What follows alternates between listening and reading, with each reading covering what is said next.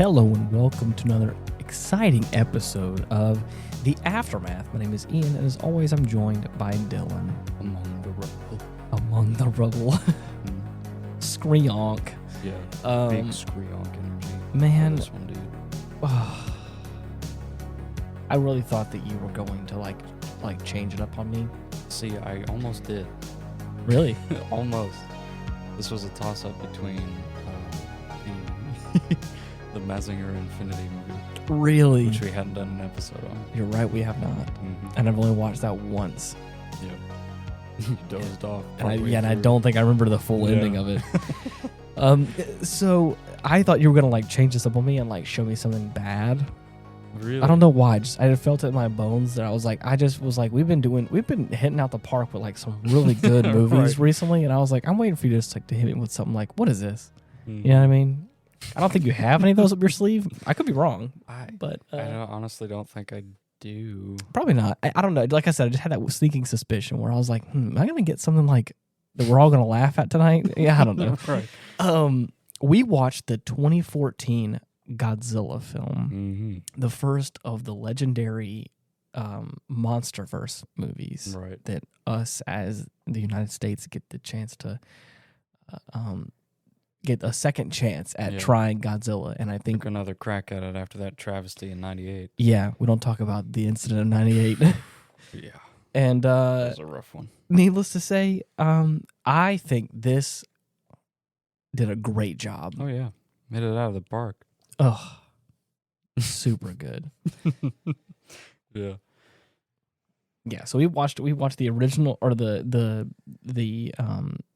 first legendary one. How does it make you feel? I'm gonna make you. I already know your answer. How does this make you feel that this film is, tiptoeing on 10 years old?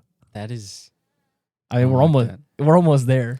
I don't like that. I know you're not gonna like that. That's what why I went ahead and said it, because 2014. This movie was released in May. Oh.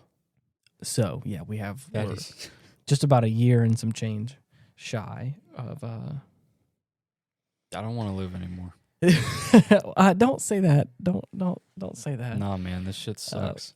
The passage of time is ever slipping, and I don't think Dylan has quite coped with that yet. You may catch me saying the passage of time is convoluted in Anne Orlando. Yeah. But, buddy, I feel like I'm in fucking Caelid right now. I do not want to be alive right now. Oh, that's all Holy right. shit. Just hop inside virtual reality. Nah, man. I still want a physical body. I just want it to be mechanical. Cyberpunk me up. Not even that. I'm talking full-on mech. Oh, gosh. It's going to be like Armored Core, then. Yes. You want a Human Plus program? Sign me up. You just want to be a pod man and just be inserted into a Armored Core. See, even that I don't know about. I'd rather just have my consciousness uploaded into a machine. Really? I don't want my physical body anymore. You don't want a squishy interior? No. Nah.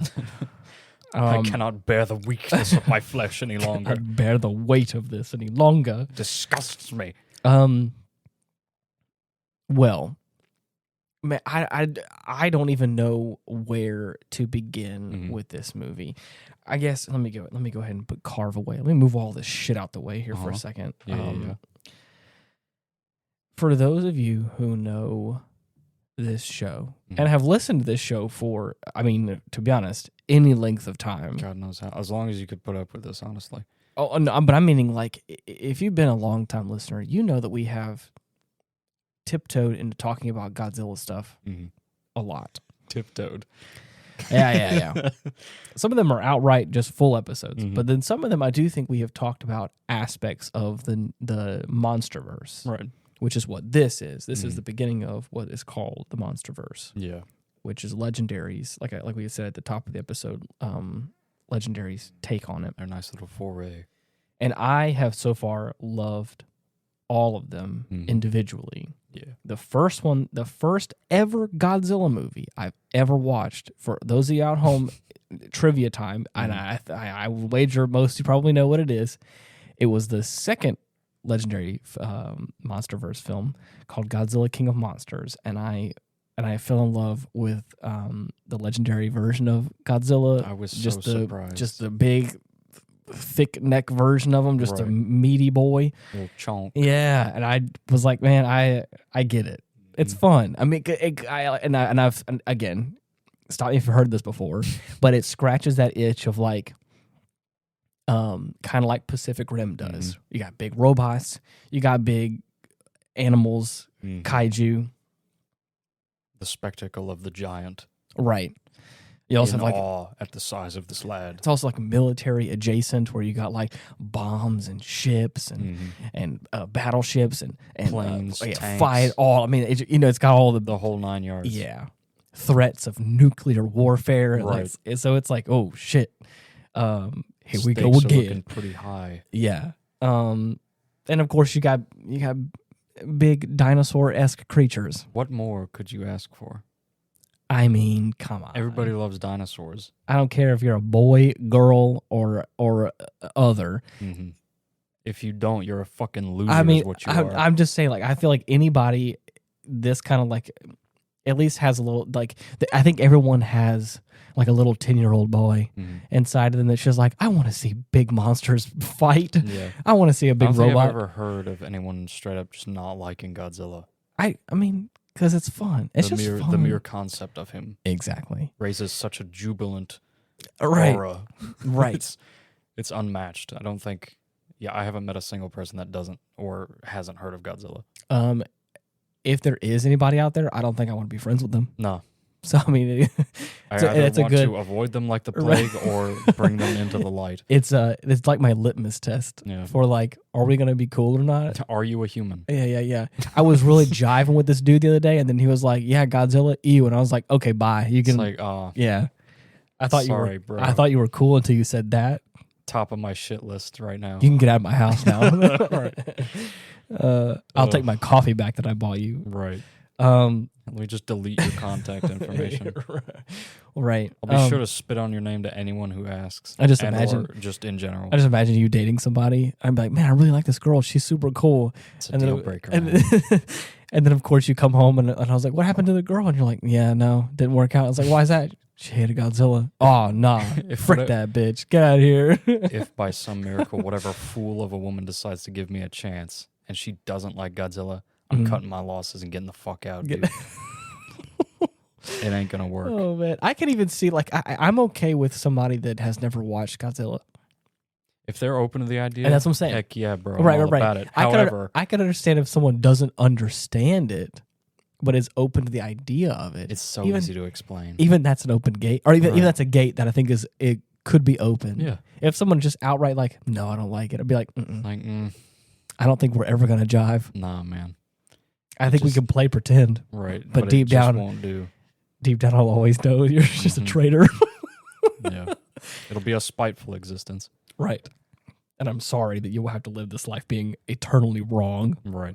with your poor decisions. Just know that for the rest of your days, Yeah. I will hold Just know a that certain sense of superiority over you. just know that I will always feel bad for your awful opinion.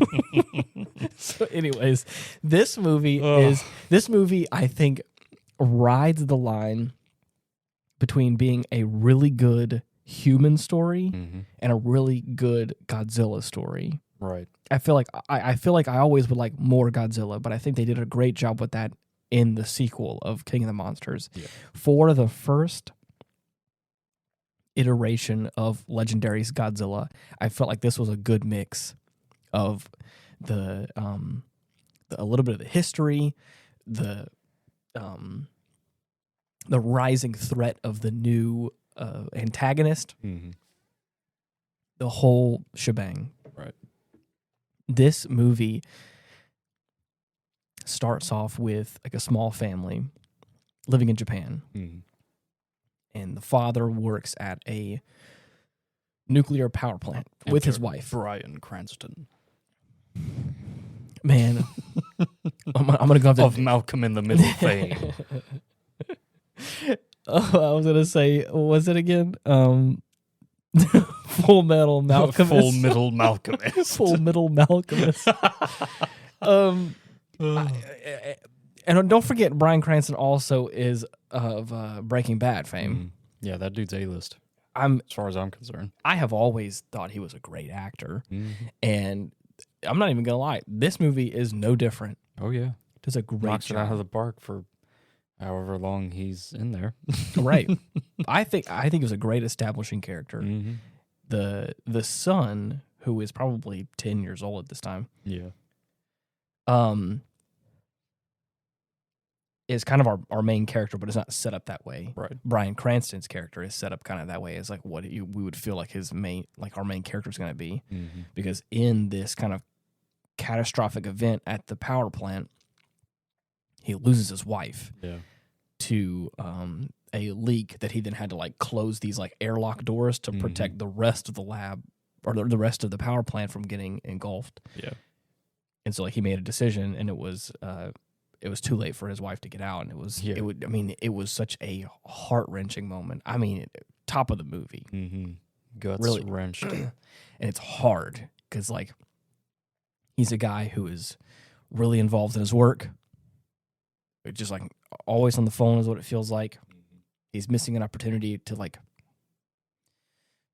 see his son try and appreciate him on his birthday. Yeah. And like you could tell there's like some struggle there, and it feels very real, and I love that. Mm-hmm. And so in the process of all this, him losing his wife, it's like he, even on the car ride to work, he was telling her how like she like reminds him it's his birthday, and then he kind of like he completely forgot.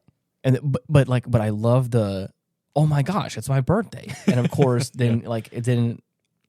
There's this like loving moment where like she like loves on him for a second, and it feels very natural, and then it's kind of like like now he's back to reality. Right. Is what it feels like a little bit. Snap. Like yeah. Oh, there goes gravity, if you will. So, I almost missed that reference.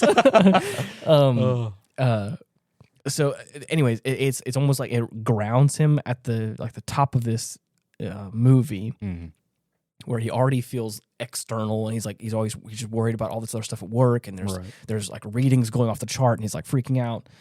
His wife like reminds him like, your son loves you, and he's really trying his best to like get you like to notice that he's appreciating you for your birthday. Yeah. And all that Don't kind of forget. stuff. Right. And then all of a sudden he's like, oh yeah. And then like he kind of snaps back to being normal, goes to work, and then this tragic event happens. The meltdown. And then it goes from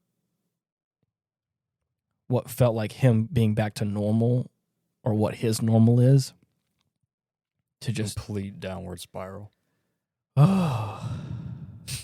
Justifiably at the loss of your wife, and you get to and you're seeing her final moments like between this little porthole window. Oh yeah, that's gonna gonna stay with you. Is gonna traumatize anybody if you care for that person like that. If you really honestly love your wife, your one and only to a irradiated death. It's awful. Yeah, it's scary. And so, like, that's the top of the movie. And I'm going to say this entire movie was cast very well. Yeah, I think so.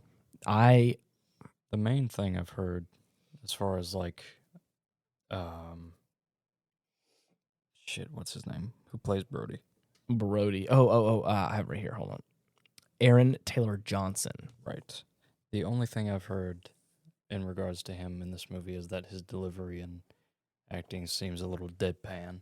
Yeah, I get that. Not as emotive, which, I don't know, it doesn't really bother me, but I can definitely see why some people would take issue. Yeah. There are some moments where I feel like he could be a little more emotional, but then again, I know he's also like, he's trying to play a hard veteran character. Right. Maybe that is a creative decision as an actor that, takes a good bit to shake the dude. Right. Yeah, that's I'm trying to be devil's advocate for the actor. I know sometimes they have like creative freedom on some decisions where they can make that where it's like if he wants to play like a more, because I will say like he may not get as emotional, but like there are some moments where I do feel like he does show some emotion, and I feel like that is his level of like yeah, he's not completely bereft. Exactly. I think he's probably a more stone face kind of guy. And then when his son and his wife and like those like touching moments come through and like you really feel it or you really see it on his face, even though it's a little bit, you're like, man, that's probably moving him a lot for him to even like break like that. That's what I kind of got from it. But again, I'm probably trying to be devil's advocate to justify the feeling of it. Yeah. But I have always I have also loved Elizabeth Olsen. Oh yeah, the Brody's wife. And in this movie, she does such a great job, like so much better than I thought. Like watching it the first time, this entire film, every time she's in a scene, I'm like, I just feel her character through and through. She is a mother of a son, and obviously her husband is in the military, is in the Navy, I think. Yeah, and so. Obviously, kind of a single parent in some way, raising a son, and but is very loving towards him, and is very understanding of the whole like relationship between him and his father, and how rough it is. And she's also a nurse, so it's like she's very likable. Right. Never comes off as like very caring, annoying. Very loving, and and there's so many opportunities where like tragedy strikes. And it does not take much, at least for me, to watch Elizabeth Olsen's performance in this film and go like, man, I really feel that. Yeah. Of like you are sad and you are scared, and that is coming off the screen, and I can feel that. Like, man, I get it. I get it. I would be scared too, but like you, like like your acting is really hammering that home of like you in this moment you feel like a single mother trying to take care of your son in what is ostensibly the end of the world. So it's like, holy shit, man. Cataclysmic creatures. Yes. I'm just rising up out of the ground and water. Otherworldly eldritch beings are just mangling around. Right. Yeah. Like they own the place. Like it's just a regular Tuesday. Exactly. Just, causing a lot of havoc. So... this entire film from again, it's Legendary Pictures. So, they never bat 10 out of 10 always. Right. But there are movies like this one where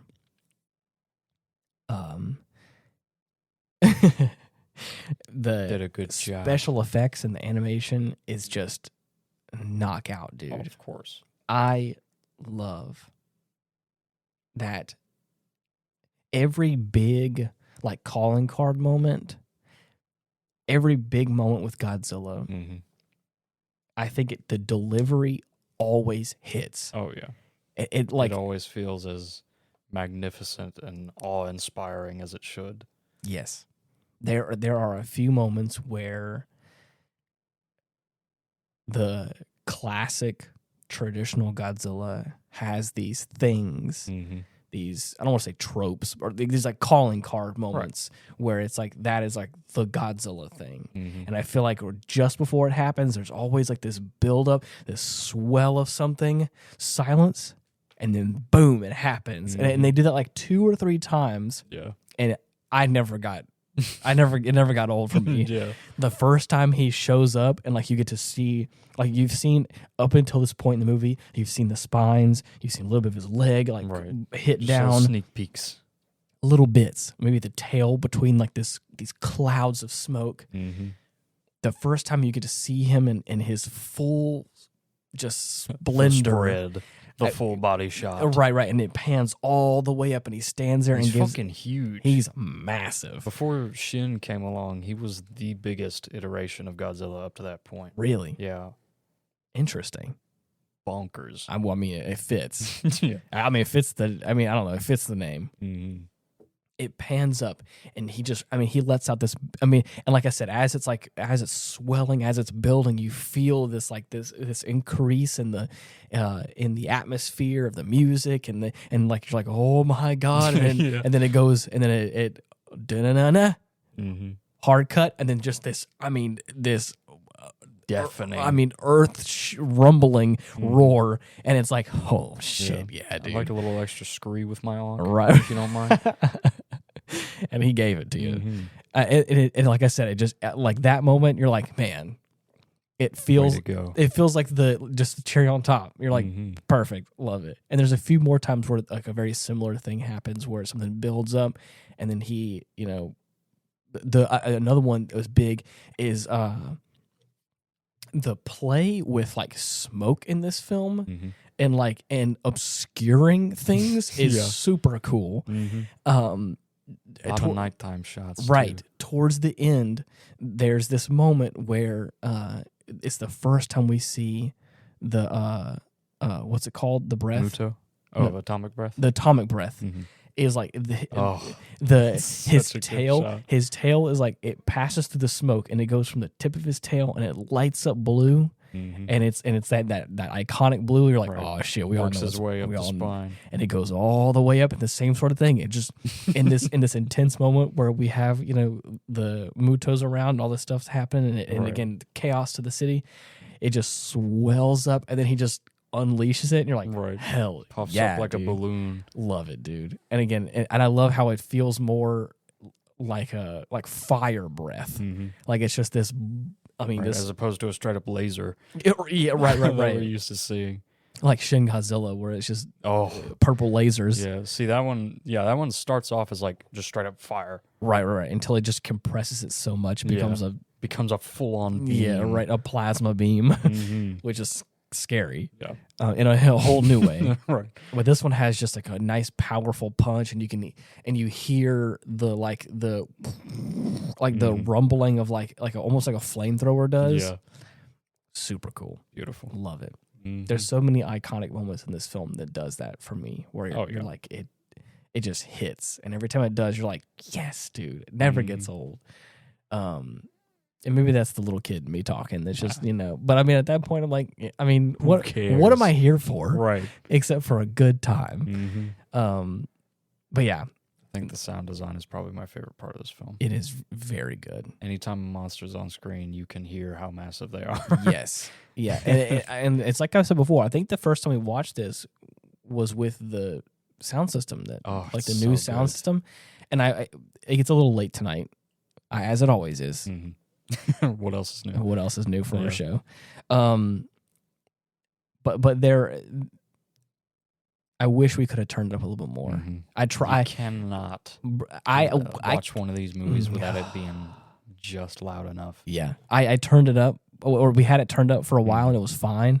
But then it got to a point where like the real action started happening, and it was because like there's another thing too is the Mutos in this have like an echolocation thing, which they have like these kind of like these clicking sounds, and they're screeching all over the place. Yeah, they're doing their own thing, but they have this kind of like the I don't even know how to describe it. Yeah, like they're like creaking metal. Yeah, their idle sounds have this kind of like this kind of groaning sound or whatever.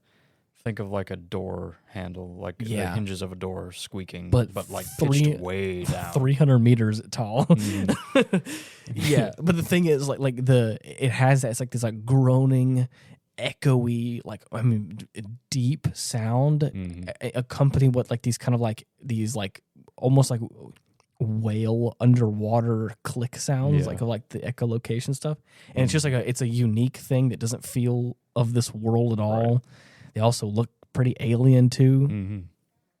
Especially when the female one comes around and has like those 4 arms, and it just is like she's like chunky looking. Oh yeah, it's like you look like an alien. Like you look no like creature comparable on the planet except for maybe an insect. But even then, that doesn't fit the billy there. Right. Because she has or they both have like such a interesting like angular head, visor eyes. Yeah, visor eyes. It's such a cool design. It is a cool design. I love that. I also a worthy addition. I love that we get started off with this big monster with wings, and it's terrifying. Yeah, black, almost like leathery skin, streaks of white across the body in certain places. And then, like, as it progresses, like, there is this threat of, like, there being a second one that was dormant. Mm-hmm. And then we see it, and it is even bigger. Yeah. At first, you can't really tell because, like, it's from a distance. Mm-hmm. But then they tell as soon you. as you, like, see a comparison, like, whenever they're right in front of each other, you Yeah. can see, like, little guy with the wings is way smaller. Yeah. It almost feels like it's her child, is what Right. it looks like. Yeah. The males have wings and are more nimble and can move around Mm-hmm. in this species of creature, whatever Right. it is. Females are built like fucking tanks. Yes. Females are built tough. That's how it is most of the time with some animals Right. as well. Dinosaurs especially, I think, were a good example. Right. But, man, it is jarring. Right. Basically what they were saying was, and I love this too. I love that they give us like a little bit of clarity, and it's really quick, but it helps really paint a picture, especially whenever like you see them both together in the city. The female was dormant until it was to get like a mating call from a male, Right. and then it was going to be like active on like trying to reproduce. Right. Which again, as aforementioned, the catastrophe that happened at the power plant in the beginning of the movie was this Muto trying to like Feed on some radiation. grow up. Mm-hmm. So by this time in the movie, which again happens 15 years later, we get like a little card at like after the whole incident that happens. We get like a little 15 years later kind of thing, and that's where like the movie's taking place. So the point that I was getting to was I love that we get like this a little anatomy, that's like little look into how the species works. Yeah. Because the female is big and it has a whole brood of eggs, Mm-hmm. and it's just getting ready to like get down. Yeah. And being fruitful and whatnot. That's a no. Yeah. Not for those guys. No, they don't. They had their chance. They didn't. Yeah, no.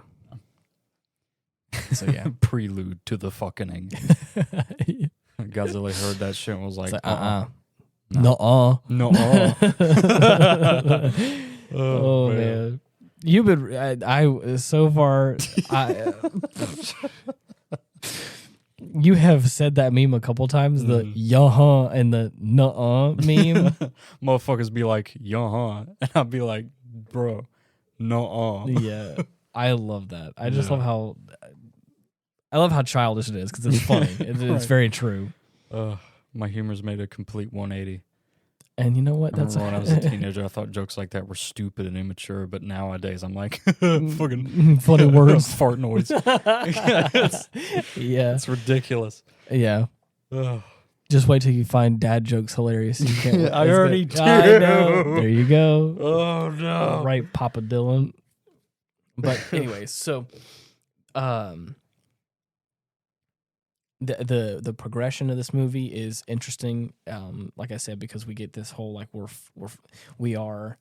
following this male Muto as it's gathering up radiation to like prepare itself for the fucking. You're right, as Dylan said. And then as it continues, like Godzilla is misunderstood as like the response to what there's like this whole like call and response with this like echolocation stuff, and they're misunderstanding that Godzilla is the one doing that until he's like actively trying to hunt down these Mutos, right? And this Muto, this one like winged beast. Mm-hmm. And then, of course, they find out about the female, and it's a whole ordeal. Right. But I love the look at it, because like the second we get to see them both together is you get to see just this massive creature, which is the female, and this little bitty winged guy, like giving his offering to the female, hoping that she doesn't fucking kill him. Exactly. Just eats him up right there. Yeah. Yeah. I really had a fun time with this movie, and I don't even know how to properly summarize all the good things that happen in this movie. It's just I don't want to. I want people to go out and watch it. Yeah. I don't want to try to spoil too much of like what because there's a lot of great We stuff. just sit here and gush about it till the cows come home. You're surely. right. To go back to the human element of it, like I said before with I think her name's Elle Brody. Her character does a great job, like I said earlier, of really convincing and really portraying this like level of fear and doing love. her best to keep it together. Her characters feel like it feels very natural, very real. The main character's name is Lieutenant Ford Brody. Yeah. Ford feels, like you said before, like a little bit more deadpan, but like even still in like the original, like in the at the top of the movie with his dad, there's even some moments where like his dad is like rambling on about all this stuff and trying to get answers about, you know, the death of his wife and stuff. And like you can even see it like perturbs him underneath the surface. Yeah. And it's like, and it's really getting to him in a way. So even in those moments, like it really feels, but like I think in those like war in the trenches kind of stuff, nah, like he's kind of like, you know, right, straight shot. Comes off about as stoic as you might expect. Right. But man, I just want to say something really quickly about the ending. Yeah. What a happy ending. Thank goodness. For luckiest possible outcome they could have gotten. Yes. For all intents and purposes, what is like a real catastrophe in many cities of the U.S. and Japan. It is such a lovely ending. Yeah. The family getting reunited. Again, just the authenticity of what feels like, what it would feel like to just be in that moment. I don't know if anybody else, I may be speaking for myself here, but like I've been in some hurricanes. I've been like in some pretty crazy like natural disasters. Yeah. Nothing too like catastrophic, you know. I've been in some pretty dangerous stuff. And I've had a moment kind of like that where it's like you get to see people like reunite with their family for the first time. Yeah. Or, you know, or just have a moment together where as a community or as people, we're all just like, man, we've all been through some shit right now. And it's nice that we're all together. Yeah. And that kind of, I think is what we've talked about before with the human race unifying. Yeah, the indomitable human spirit. Yeah. But I think more so the human race banding together.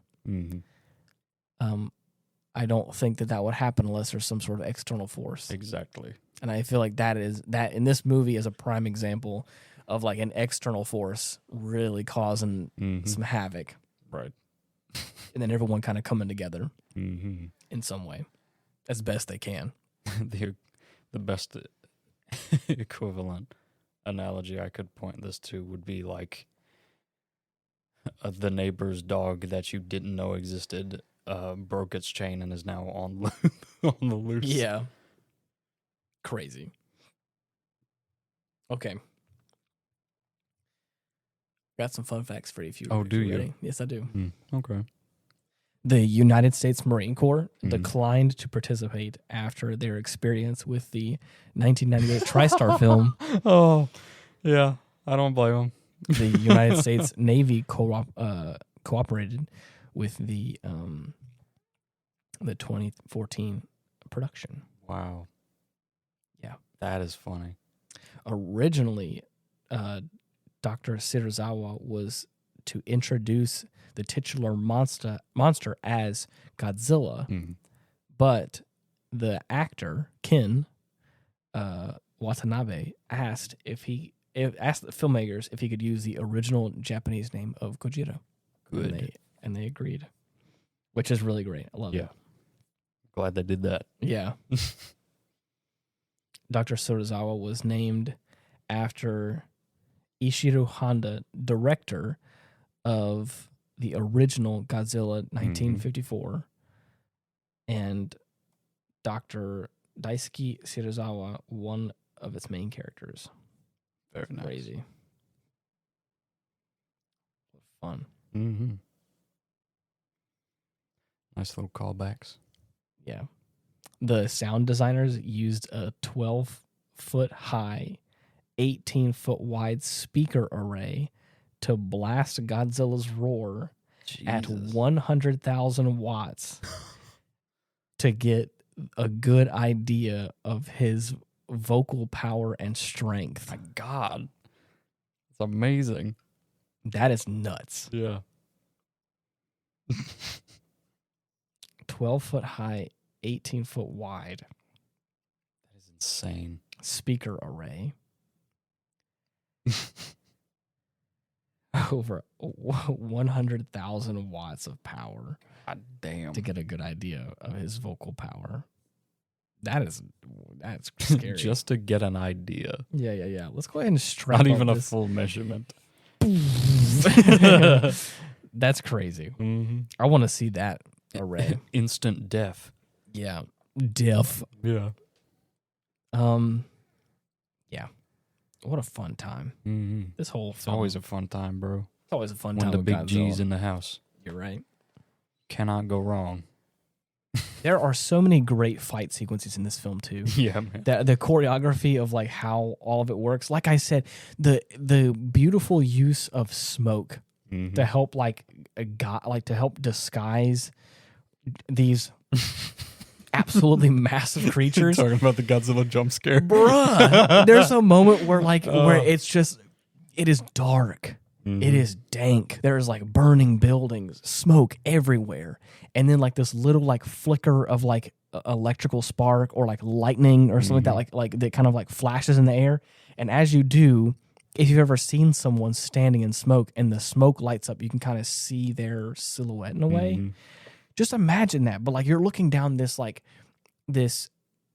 alleyway of buildings, this like main street thoroughfare, and like the light flashes and like you see the absolute unit that is Godzilla before you. Right. And then he like moves slowly and quietly through the smoke. Mm-hmm. And he's just like moving, sneaking around. And I told target Dylan, acquired. I was like, he rolled a hard nat 20 on that stealth check, dude. Right. He just like, cause like it starts off with like his tail moving a little bit, and then like the light flashes and you see his silhouette, and he's walking around. I'm like, bro, he ain't making no sound. He's on the prowl right now. I love Amazing. that. Yeah. At the very end, I told this to Dylan as well. Right at the very end. Mm-hmm.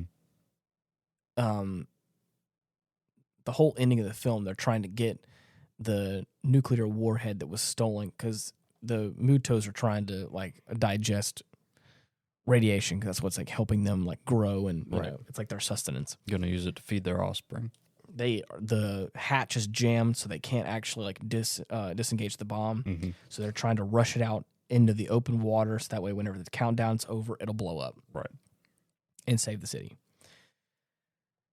In the process of all that happening, the fight sequence between the Godzilla and the Mutos break out, and of course, in like a stunning display, again, another one of those moments.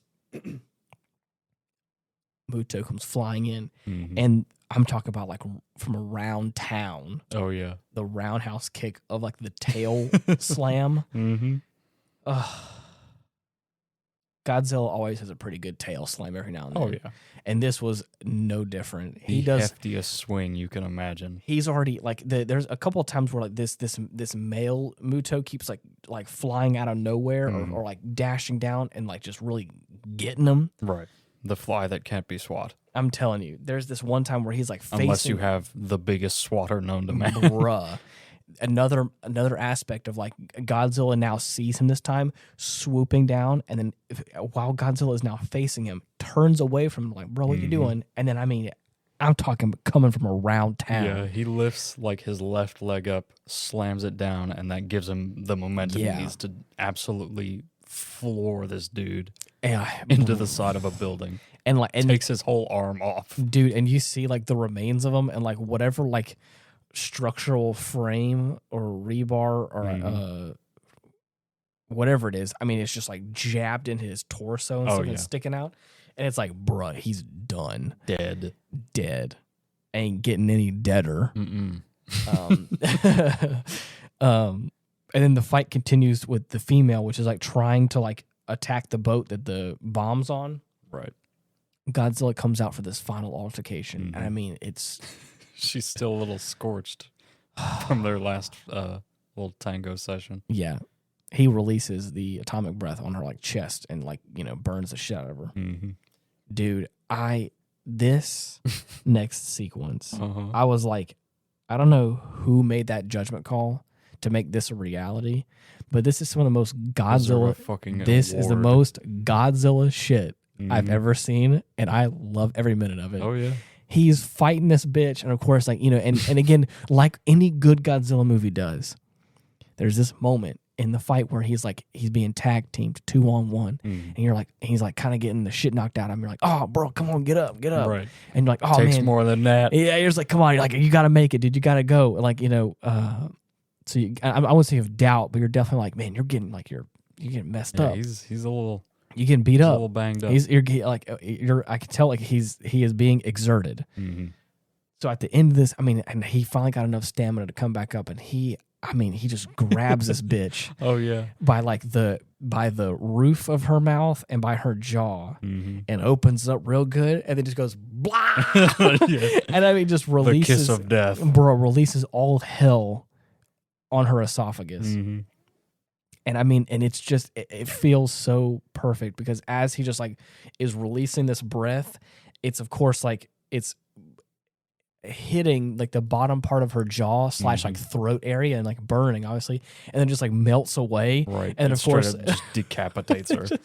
And then of course the body slumps over, and then just hangs onto the head for a bit. Just for a bit. And then I told Dylan this next roar is very unique because I think the orchestra is either playing along with it, or I think that they're played in tandem. Okay. Originally, I thought it was just the roar was specifically crafted to have like this beautiful sound to it. Dude, this is my favorite roar out of this whole movie. Oh yeah. There's a moment where he's hold onto the head and he just lets out this like badass roar. Oh yeah. But it sounds like a major chord, I think, or if yeah. I can't tell what it is properly without doing like a lot of research on it. Or it's at least I think it's a perfect fifth. But he does this like whoa. That's what it feels like. It feels like this heavenly choir sound as he's like screaming, and it's like, bruh. Love it. And he just chucks the head at the shore and right. it's like, get that shit out of here. Get the frick out of here. Fucking garbage. That's what you get for waking me up. Yeah. It's a fun film. Mm-hmm. Good times all around. The Redeemer. Yeah. The Savior. Yeah. Of Japan, and now was it Los Angeles here they were in, or Sacramento? San Francisco. Sorry. Yeah. So anyways, that's a yeah. lot of fun. Anything else you want to add for this film before I derail us onto some other discussions here? Man, this was like a fresh little dollop of soap to wash our hands of that 98 disaster. Yeah. It was easily the best comeback I think we could have made. Yeah. I'm trying to do some math here. Yeah. It took us a while to get there. I was going to say 16 years. Enough of a grace period. Yeah. So I was like, okay. Yeah. We'll let you try again. Yeah, right. And the thing is, I think at that point, they also probably had Legendary in the bag. Right. I wouldn't be surprised if like Legendary was like, we got some concepts. After Pacific Rim, I think we can trust you with this. Did Legendary do Pacific Rim? Yeah. I forgot about that. Mm-hmm. You're right. That was probably the green light right there. Yeah, dude. I wouldn't be surprised if that was the thing that sold it. Because that's a great progenitor to what... Easily one of my all-time favorites. Yeah. What a great proof of concept. Mm-hmm. What's your resume? Here's Pacific Rim. Like, you fucking hired. Got it. Make Godzilla, make him big and beefy. Right. Make him scary. Mm-hmm. make his final roar sound like a choir. Right. I want his scream to sound like it's from heaven. Mm-hmm. Yeah, you're right though. It was a great redemption arc for the United States of America and the relationship with Godzilla. Yeah.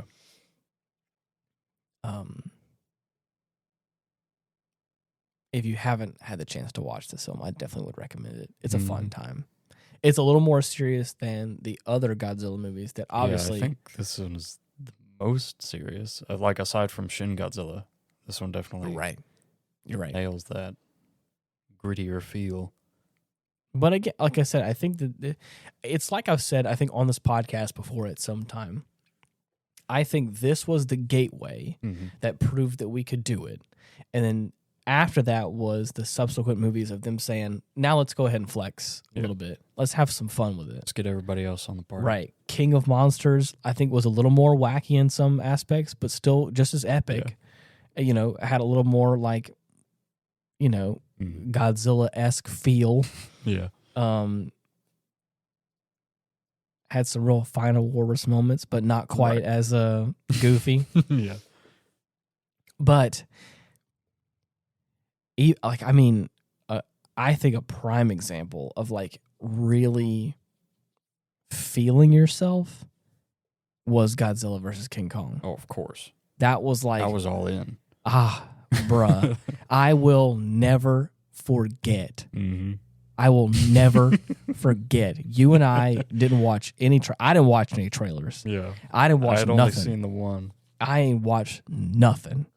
And you and I went to the movie theater to go see Godzilla versus King Kong together. Yep. And they started talking about a core of some kind, some sort of like mechanical heart thing. Right. And I was like, I don't know what's going to happen, but I got a sneaking suspicion. Yeah. I know what's finna happen. And I remember Dylan, who I think was none the wiser in the theater. Because I was not expecting them to pull them out that early. Bruh. I thought that it was going to be a setup for the next movie. Yeah. Because they did the same sort of thing with King Ghidorah, where like his remains were found like at the end of the movie. Right. At hieroglyphics. Yeah. Cave paintings. Holy shit. But this, dude, I was like, there ain't no way. Right. They ain't gonna do it. They ain't gonna do it to us. No. And they it's too did. early. They did.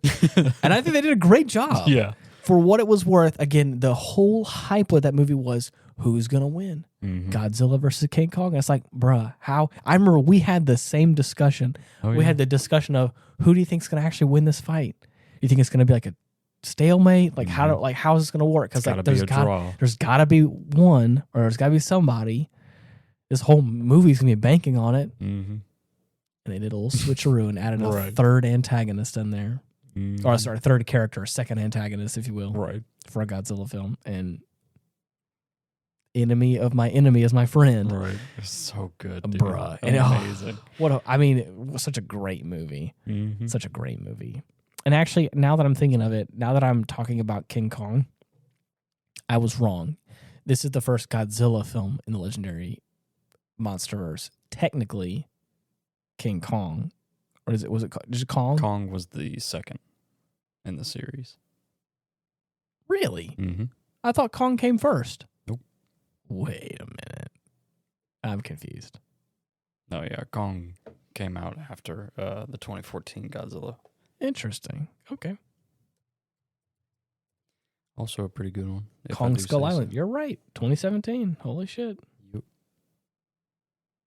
God, I really don't like hearing those years, man. Yeah, you're telling me. It's been a while since I've seen this movie. Yeah, it has been a while. We nipped that one early on in our episodes. You're right, we did. Holy shit, dude. This podcast has been going on for a long time, too. That's crazy. Okay, so is it okay if I derail now? If I go on a little rabbit trail? What kind of rabbit we talking? Bruh. There has been so many good games. Yeah. Okay. So we have been teasing it for the past couple episodes. Where we can, we've talked about it a little bit here and there. That September was going to be a big year. A big month in the year because the year of September. The year of September. Do you remember? The August September time was going to be a lot of stuff coming out. Oh, yeah. And I think if anybody's in the video game scene, if you're not, apologies, but at the same time, let me talk about what I want to talk about for a second. Catch up. It's a lot of good stuff. A lot of really good stuff coming out, and now we're kind of on the other side of that. Yeah. We still got some bangers coming down the line. That's what I'm saying. That's why I didn't say. But there's two big ones. You're right. That we've been hyping up. That's why I haven't. I didn't say that we're over. I just said that we're on the other side of some of it because because I want to say one of the first ones was Bomb Rush Cyberpunk, which is like a Jet Set Radio inspired game. Yes, the greatest spiritual successor you could have asked for. Right. And man, it out looks of the park, bro. That shit was a home run and a half. Yeah. It was so good. I'm pretty sure Chase, the infamous. He who shall not be named. He who shall not be named. He finished it like in 48 hours, I think. Oh, yeah. He finished it right through it. He finished it in 2 days worth of work. And I was like, bruh, okay. And I think he did that on purpose because he knew that there was so many other games coming out. Right. It's like, I gotta finish this one so that I can get to the rest. If I don't do it now, if I don't finish it now, I'll never get to it. Right. He's been having the same issue with Baldur's Gate 3. Really? Yeah. He keeps switching between Armored Core and Baldur's Gate. It's insane. That's another thing, is I want to say after that was Baldur's Gate 3, which I have been having a lot of fun on. Oh, yeah. I like that game a lot. So I've been taking a break on Lotro for a second to play some Baldur's Gate, and I've been really getting comfortable with like how the game plays. And I know for a fact, I'm going to dread saying this. I know for a fact that you, me, and Ethan need to finish our Divinity 2 playthrough. Yes. Badly. That game has been drawn out for a long time in the making. But this game, dude, there's a few character design options that I feel like you would fall in love with. Oh, yeah? There are some, like, you can have, like with many customized options, the game allows you, like, 2 different body types, which is, like, average and big. Dude. And so, like, there are... Huge quest. Exactly. So, like, there are... it's him. Big McLarge huge. Big McLarge huge. There is... a number of races in D&D. So there's everything from like, halflings to gnomes to elves to half-elves to half-giants. No, not half-giants. But there are humans and all of the stuff that there you can get. Dragonkin? Dragonborn. Dragonborn, and they look like they look badass. Nice, especially with the big body type. Like I saw someone do a playthrough of the game who had, and you can choose like different types of skin colors and like also like metals. Seemed like a gold dragon, a silver dragon. Dude, I saw some dude who had a red dragon with the big body and like these massive ass horns. Yo. And like him next to all his companions just dwarfed. Is that the devil? Holy shit. And there's also tieflings as well. Tieflings is, for those of you who don't know, somewhere along the ancestry of that person's lineage. They made a deal with one of the devils of one of the hells. Oh. So tieflings are very demon adjacent. Same thing. Big with like horns, look more like, humanoid instead of like dragon-ish. And they also look terrifying as well. But like I said, I've seen all my companions, and I may be like a little bit taller or like the same height as all of them. But like watching that playthrough and just looking at this guy who's a red dragon who's like a full head and then some above all his companions. I'm like, I just saw this guy and he's just like standing there with this huge ass axe on his back, and I was like, dude, I can already just hear Dylan go, I'm angry. I can just feel it. I can make another angry. Yes, you can, and his name will be Rage. So, anyways, I've been playing a lot of that, but the long-awaited, the oh-so-long-awaited, yes, finally arrived over the course of this week. When did it actually come in? 25th. The 25th. Day it was supposed to. I was so happy. That's amazing. Mm-hmm. The new... Oh, it was Friday. Yep. So, for those of you listening... I took off time for this. Yes, you did. I scheduled ahead. Yeah, you planned for it. Mm-hmm. I mean, hey, priorities. There are some priorities in life, and that was a priority. The return. The return. There was... For those of you listening, it was last week. Myron came over. Wasn't expecting that. Was kind of surprised. He came over. Had a little powwow. Mm-hmm. Chase was there. I was there. Dylan was there. Yep. I had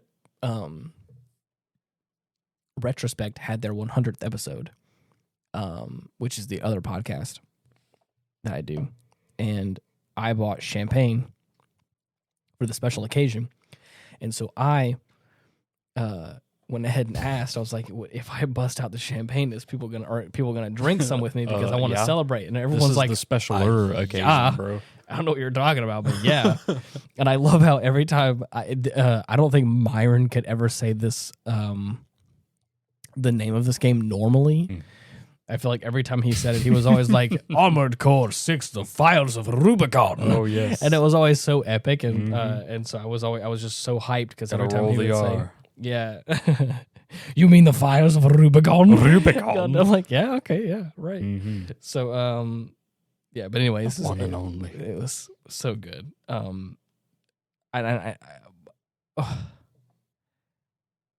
haven't played it for myself. I went ahead and I splurged on getting myself Baldur's Gate, but I couldn't quite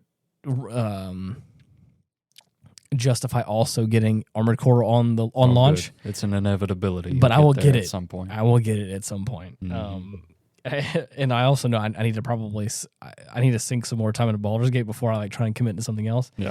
But I definitely have been living vicariously through you, watching you play it, and I'm like, gosh, dude. It's so much fun. It looks so It's much everything fun. I could have hoped for.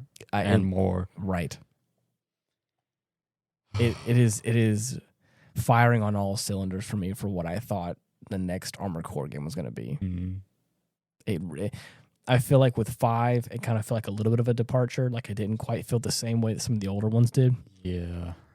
Not like it was bad. It was like I still liked most of the designs, the weapons, the overt weapons, dude. Right. Easily my favorite part of 5. Right.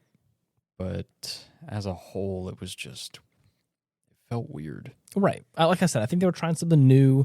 I think it was the 5th installation in a game.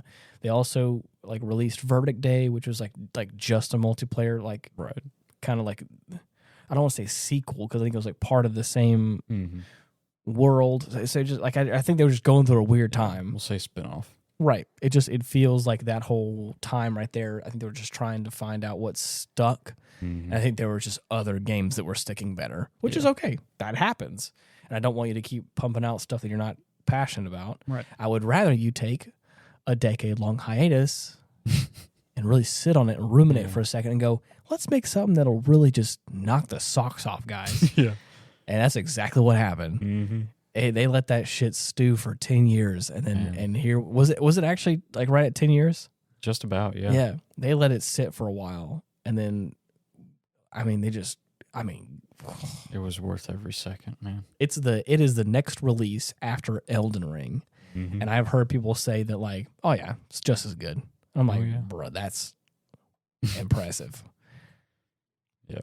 To have I don't even know. Has every one of their titles in Dark Souls and Bloodborne, all that, have they all been bang out successes? It has been 10 after 10, dude. That's what I thought. Because I was going to say, it's nice to know that you can have a studio that you can release a game that is just as good as your previous game. Oh yeah. Because I know that Elden Ring was critically acclaimed for being unique and different. But the more I thought about it, I was like, but I'm also sitting here saying that I'm not trying to dwarf the success of Dark Souls because I know that's also like one of their flagship series. Mm-hmm. It didn't get 2 more installments for nothing. Right. Yeah. Yeah. So what are the other games that are coming out that because those are the big ones I can think of, or was there any ones that came out that I missed? Well, none that, not yet, as far as I know, came out recently that we were looking forward to. However, upon the horizon lie Space Marine 2. Oh, Warhammer 40K. I love how I just didn't even know they were making that. And like you just like really like I forgot what trailer you showed me or something, and I was like, they're making a second one? I want to say it was the reveal trailer. Oh, okay. I thought you showed me something different. I thought that I was like far behind on the uptake. Oh no, it has been a while since I showed the trailer to you, but they recently had some gameplay revealed at Gamescom, bro. And dude, it looks amazing. It reminds me of Gears of War. Mm-hmm. Has a good vibe to it. Feels about as weighty. Yeah. Yeah, that's a good comparison, actually. I didn't even think about that. Probably not to a T, but like I was trying to think of other third-person action shooter games, and I was like, this feels like maybe a bit of Doom splashed in there. Maybe. As far as like the executions go. Oh, you're right. Yeah. But the thing is, I was trying to find something that was third person specifically, because I was thinking like maybe like Halo, kind of like I don't want to say on rails, but like a more like linear path, right? Shooter game kind of could fit in that. But I was like, but nah, like Halo is like first person. I feel like Doom is like first person. I was like, what's like a third person shooter? And I was like, Gears of War. The more I thought about it, and he was like running around, like sawing shit around. I was like, oh yeah, this feels like Gears of War, like classic Gears of War. Which I'm like, hey, I'm not opposed to. Oh, yeah. Of all the franchises to kind of like piggyback off of for a Warhammer 40K Space Marines game. Hell yeah. Mm-hmm. You can't have like a saw blade. And, not only grim, but dark as well. Yeah. You can't have big ass guns like that and a sword and not do third person. Right. So at least I don't think so. You probably could, but. Let's see. The other big one that has been in development hell for almost a decade now. Limbo. Grand Blue Fantasy Relink. Has anybody said why it's been in development hell? Like studio changes. Initially, Platinum was working on it. Yeah. And then they changed over to like an in-house development studio through Cygames. But man, they kept the same basic like framework of how the game is going to work. Right. With it being a third-person action RPG. And it looks fantastic. It looks very pretty. I cannot wait for this to come out. So Cygames is part of the same team that does Versus, right? Yes. That's what I thought. Mm-hmm. I want to say they are the team behind Grand Blue. Really? Yeah. So it's kind of like they're getting back their project again? Mm-hmm. Interesting. Because I'm guessing they originally outsourced to Platinum because, I mean, they're the go-to if you want third-person action game. Really? After Revengeance, Bayonetta. Oh, I see. Okay. Yeah. I haven't played those games, so I probably wouldn't know, but you're right, though. Those are quintessential. For that type of game, man. But I don't know what happened for them to take it upon themselves, but... if I was to guess, probably like a design choice, I guess. Maybe. Creative input? Yeah, if I had to guess. I mean, it was nothing like negative. They ended things pretty amicably from what I saw, but who knows? Right. As long as it turns out good, that's all I'm hoping for. You know what it probably could have been too? Probably like loss of rights. Oh God! Oh, like God. like a end of a contract or something. Mm-hmm. They just didn't finish it soon enough, potentially. Yeah, maybe where it's like there's no vindictive nature, but it's like, but hey, we time's up. Got to take kind of got to get our rights back to the project, which kind of sucks. But like, yeah. It is what it is. Yeah. I suppose. Ever since that. So when did that happen? Was that recently or was that like a long time ago? It was a while back. I couldn't pinpoint the exact date. Because I was going to say, did development start to pick up after Cygames got it again? I don't know, man. Damn. It's been years. Wow. First time I heard about this game was whenever I was still in high school. That's if that's any indication. Yeah. So, needless to say, I've been waiting a while. Tell me. Mm-hmm. But man, from what we've seen and what they've showed so far, it's shaping up pretty nice. That's awesome. A lot of great stuff, dude. Mm-hmm. I think that's about all I can think of at the moment. Yeah.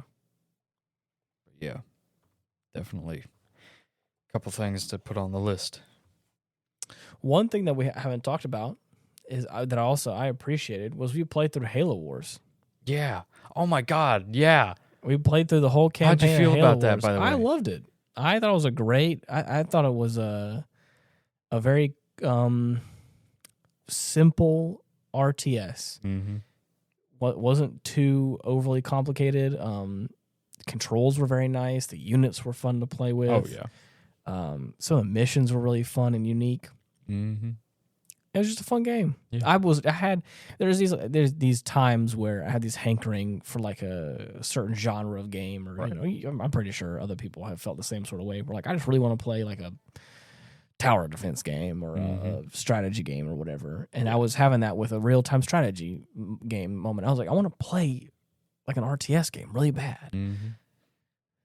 And I was looking at like my repertoire of like, I don't have a whole bunch, but I've got like a selection of like RTS games. Some of them are old. Some of them require mods to work. Right. And then some of them are newer that I purchased with like a bundle, I think, or I purchased at one point in time and I haven't got a chance to use yet. Two of them being Homeworld. Oh. I've got Homeworld. I've got Deserts of Karak. Mm-hmm. I know the new one's coming out soon. Yeah, man. Homeworld 3. Homeworld That's 3. Another one. Looks pretty cool, and I think there's going to be a co-op campaign in that one, so I may get that one. But there's other ones that I've got like that I never had a chance to play. Mm-hmm. One of them being the original Halo Wars Definitive Edition. Yeah. And I was like, can we play co-op? Is it even possible? And you're like, I think we can. I think you could do the campaign in co-op. And I was like, hell yeah, let's do it. Mm-hmm. And then I hooked it up. It's fully controller supported, which like the first one did an RTS with a controller, which operated really well, I think. Not bad at all.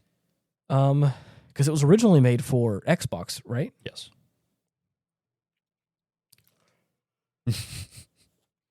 Makes sense. Yeah. But anyways, had a fun time. That's another one where I would have liked to try the demo version of it as opposed to the full release, because they released a different presentation for it whenever it was in development. Yeah. And it looked great. Like I really liked the way it looked in that version. That's not to say I'm dissatisfied with what we got, but right. If I show that to you, you probably feel the same way. I see. There is also like a mod out there that like adds a whole bunch of units and stuff. And there was a hot minute where I was like, oh, I just want to go put it on there and just get a whole bunch of units, like the original, like the Ultimate Apocalypse edition for Dawn of War. Yeah. But I didn't. I was like, it's fine. Whatever.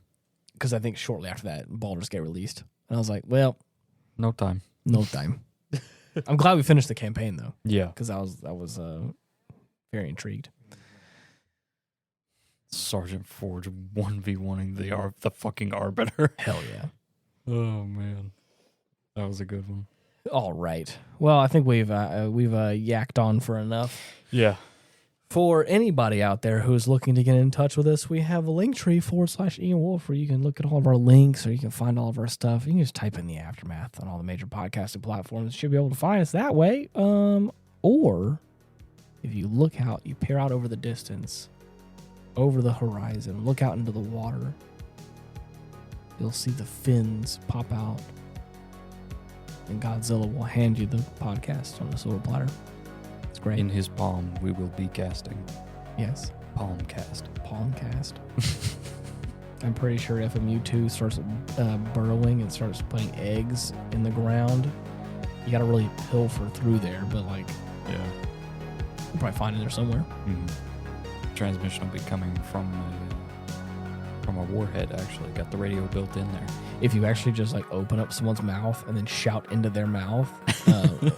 I scream into the void, and the void podcasts back. And the void casts back. Love it. Oh, man. But anyways, until next time, thank you so much for listening. See ya. Bye-bye.